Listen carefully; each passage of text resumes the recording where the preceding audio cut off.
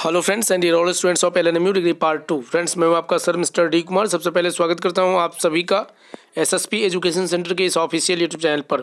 Friends इस video में मैं एलएनएमयू डिग्री पार्ट 2 के वैसे स्टूडेंट्स जिनका सब्सिडरी पेपर होम साइंस है तो उन सभी के लिए इस वीडियो में उनके एग्जाम हेतु लगभग 60 ऐसे ऑब्जेक्टिव प्रश्नों का उत्तर बताने जा रहा हूँ जिसके आपके एग्जाम में आने की बहुत ज़्यादा ही संभावना है।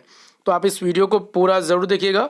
और मैं आपको पहले ही जानकारी दे दूं, इससे पहले मैंने आपको होम साइंस से 2 वीडियो प्रोवाइड करवा दिया हूं जिसमें क्वेश्चन नंबर 1 से लेकर 51 तक का आंसर बताया हूं। फिलहाल इस वीडियो में 52 से लेकर 110 तक का आंसर बताऊंगा।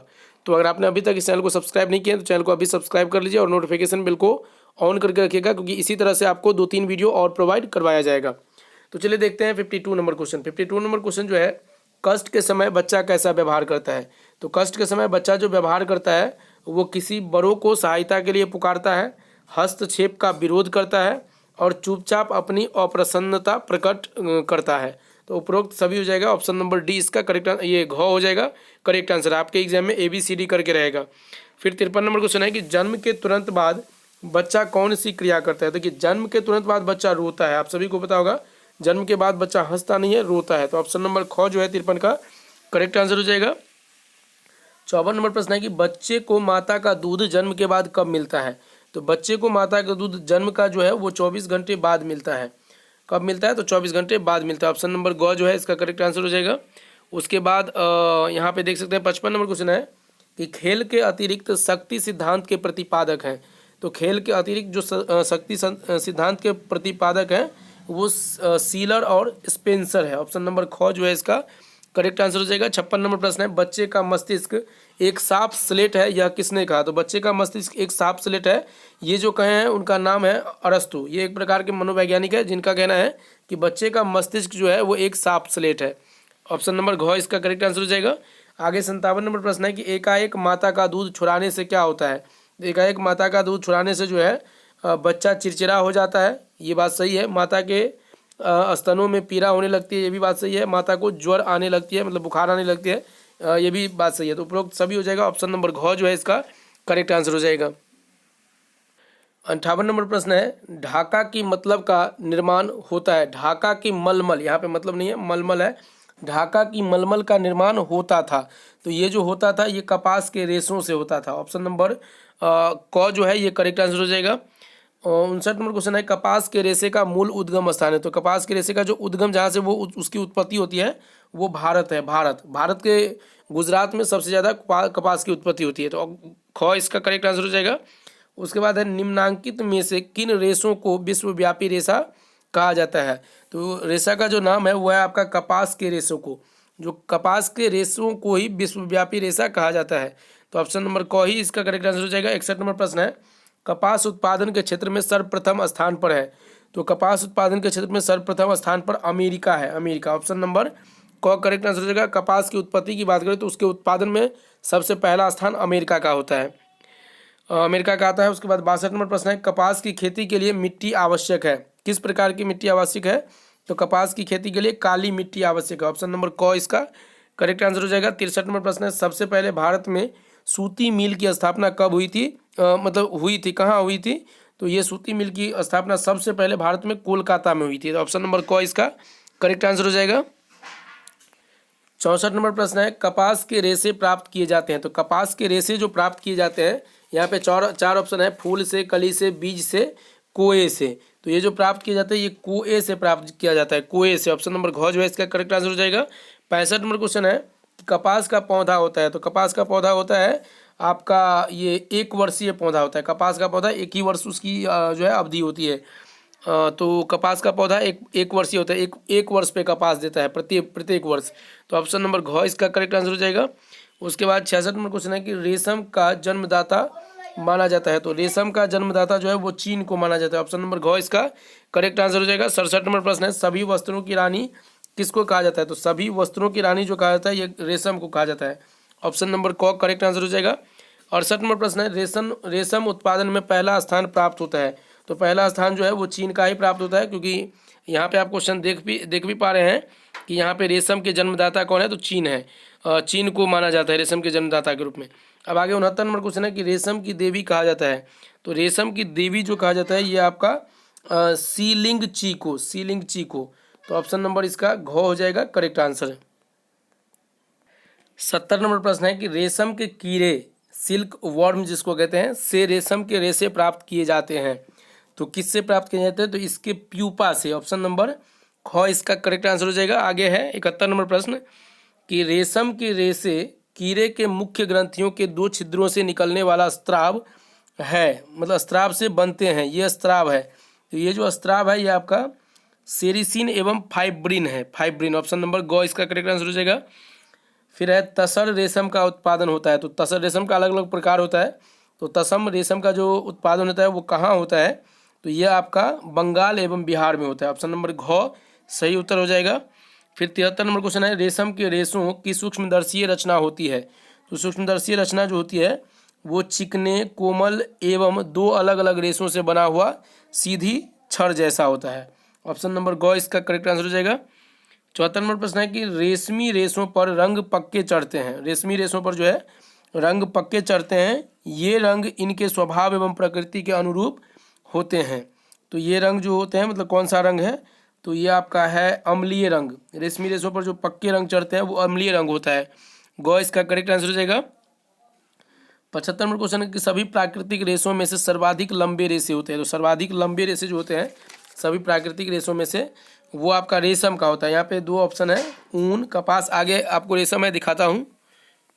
तो यहाँ पे आप घ में देख रहे हैं ऑप्शन रेशम। तो रेशम का जो रेशे होता है वो बहुत ही लंबा होता है। ऑप्शन नंबर घ इसका करेक्ट आंसर हो जाएगा। 76 नंबर क्वेश्चन है कि कटा हुआ रेशम से वस्त्र बनता है। तो वस्त्र जो बनता है यहाँ पे दिया गया है उत्कृष्ट कोटि का। तो ये जो बनता है आपका वस्त्र उत्कृष्ट है, मध्यम कोटि है और निम्न कोटि है। तो इसका जो आपका आंसर हो जाएगा ये होगा आपका निम्न कोटि का। कता हुआ रेशम से जो वस्त्र बनता है वो निम्न कोटि का बनता है। उसके बाद मूंगा रेशम का रंग होता है। तो मूंगा रेशम का जो रंग होता है ये आपका सुनहरा पीला होता है, सुनहरा पीला। को इसका करेक्ट आंसर हो जाएगा। 78 नंबर क्वेश्चन है कि अरंडी के पेड़ों पर पलने वाले कीड़े से प्राप्त रेशम को कहते हैं, मतलब क्या कहते हैं? तो इसको जो कहते हैं ये कहते हैं आपका एरी रेशम, एरी रेशम। ऑप्शन नंबर ख सही उत्तर हो जाएगा। 79 नंबर क्वेश्चन है कि राजसी वस्त्र कहा जाता है। राजसी वस्त्र रेशमी वस्त्रों को कहा जाता है क्योंकि इसकी कीमत ज़्यादा होती है। उसके बाद 80 नंबर प्रश्न है कि सर्वप्रथम ऊनी वस्त्र निर्माण कला का प्रारंभ हुआ था। कहाँ हुआ था ऊनी वस्त्र निर्माण कला का प्रारंभ? तो ये आपका हुआ था इंग्लैंड में। सर्वप्रथम सबसे पहले इंग्लैंड में जो है ऊनी वस्त्र का निर्माण किया गया था। ख इसका उत्तर हो जाएगा। 81 नंबर प्रश्न है कि ऊन के रेशे से बने होते हैं। तो ऊन के रेशे से क्या बने होते हैं? तो ये प्रोटीन, ऊन के रेशे बने होते हैं तो प्रोटीन के बने होते हैं। ऑप्शन नंबर क जो है इसका सही उत्तर हो जाएगा। 82 नंबर प्रश्न है कि लामा ऊंट जाति का पशु है, इसके बालों से ऊन प्राप्त होता है। लामा जो है वो ऊंट जाति का पशु है, इसके बालों से ऊन प्राप्त होता है। यह पाया जाता है, यह कहाँ पाया जाता है, किस देश में? तो ये जो पाया जाता है आपका अमेरिका में पाया जाता है। ऑप्शन नंबर ख जो है इसका सही उत्तर हो जाएगा। उसके बाद आगे है 83 नंबर क्वेश्चन जो है कि विश्व का सबसे महंगा कोट मीक बनता है। तो विश्व का सबसे महंगा कोट मीक जो बनता है ये कहाँ पे बनता है, किससे बनता है? तो कोट मीक जो बनता है ये आपका विक्यूना के बालों से बनता है। विक्यूना एक पशु का नाम है। तो ऑप्शन नंबर क जो है इसका करेक्ट आंसर हो जाएगा। फिर है वर्स्टेड वस्त्र तैयार किए जाते हैं। ये आपका तैयार किए जाते हैं लंबे ऊनी रेशों से, लंबे ऊनी रेशों से। उसके बाद 85 नंबर क्वेश्चन है कि मेरिनो ऊन है। तो मेरिनो ऊन जो है ये प्रथम श्रेणी का ऊन है। ऑप्शन नंबर क जो है इसका सही उत्तर हो जाएगा। 86 नंबर प्रश्न है जादुई रेशा की संज्ञा दी गई है। तो जादुई रेशा की संज्ञा जो दी गई है वो नायलॉन को जो है जादुई रेशा की संज्ञा दी गई है। 87 नंबर प्रश्न है नायलॉन के धागे की बारीकी का मूल्यांकन किया जाता है। तो नायलॉन के धागे की बारीकी का जो मूल्यांकन किया जाता है ये डेनियर में किया जाता है, डेनियर में। ऑप्शन नंबर घ सही उत्तर हो जाएगा। 88 नंबर प्रश्न है कि सर्वप्रथम नायलॉन के रेशे का निर्माण किया था। तो किसने किया था? तो ये आपका है डॉक्टर वैलेस एच कैरोथर्स ने। ऑप्शन नंबर घ इसका करेक्ट आंसर हो जाएगा। 89 नंबर प्रश्न है कि ताप सुनम्य रेशे पॉलीमर रसायन से निर्मित होते हैं, इसे कहा जाता है, इसे क्या कहा जाता है? तो इसको जो कहा जाता है कृत्रिम रेशा कहा जाता है, कृत्रिम रेशा। ऑप्शन नंबर क जो है सही उत्तर हो जाएगा। 90 नंबर प्रश्न है कि नायलॉन का धागा अत्यधिक मजबूत होता है, इसकी यह मजबूती जो है किस प्रकार की होती है, तो ये जो होती है आपका हाइड्रोजन बॉन्ड एवं अणु के मजबूती के कारण होती है। ये इसी कारण होती है, नायलॉन का धागा अत्यधिक मजबूत होता है हाइड्रोजन बॉन्ड एवं अणु के मजबूती के कारण।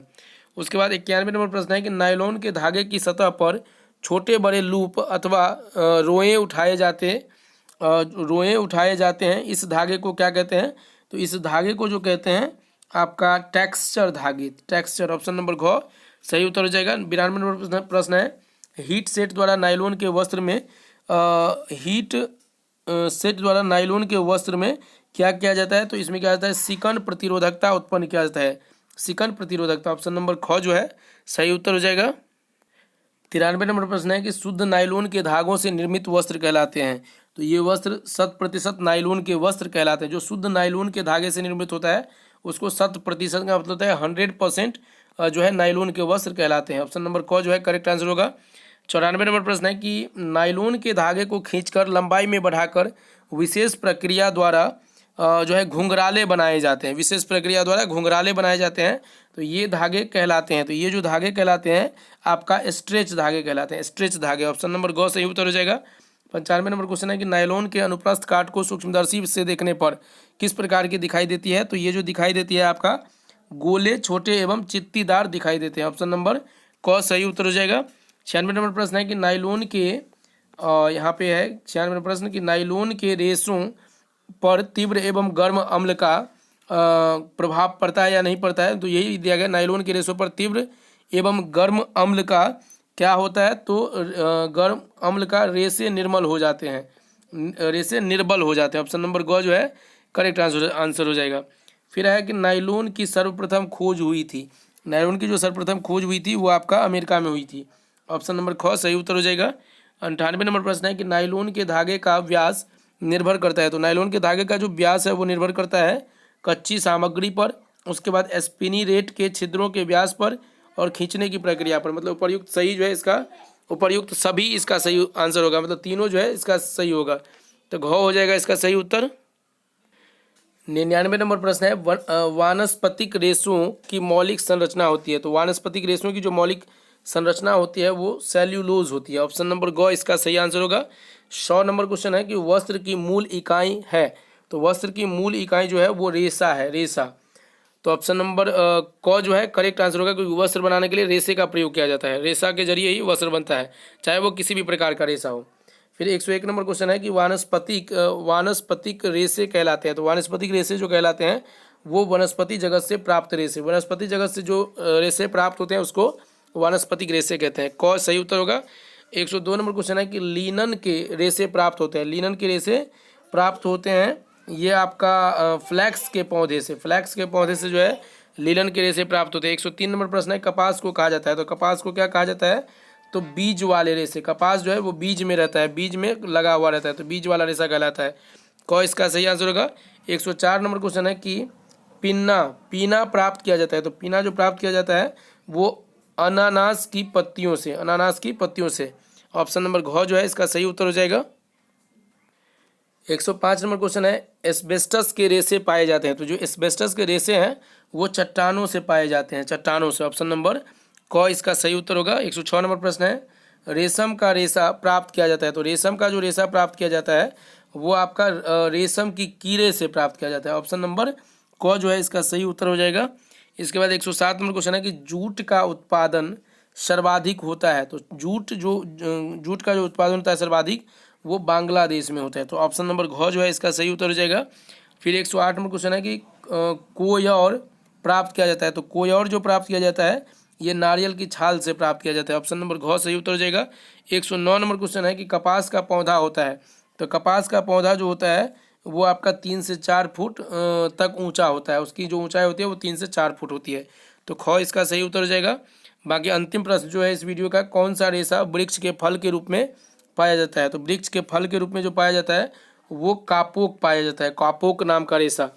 तो आशा करते हैं आप सभी को ये वीडियो अच्छी लगी होगी। अगर आपको और वीडियो चाहिए तो कमेंट करके आप बताइएगा, और साथ में अगर वीडियो अच्छी लगे तो वीडियो को लाइक कीजिएगा और चैनल को सब्सक्राइब करके नोटिफिकेशन बेल ऑन करके ज़रूर रखिएगा, ताकि आपके एग्जाम के बाद जो उसकी आंसर की होगी वो भी आपको इसी चैनल पर देखने को मिल जाएगी। तो मिलते हैं नए वीडियो में आगे आने वाले क्वेश्चंस के सॉल्यूशन के साथ, तब तक लेते हैं अलविदा। जय हिंद, जय Bharat. Thank you so much.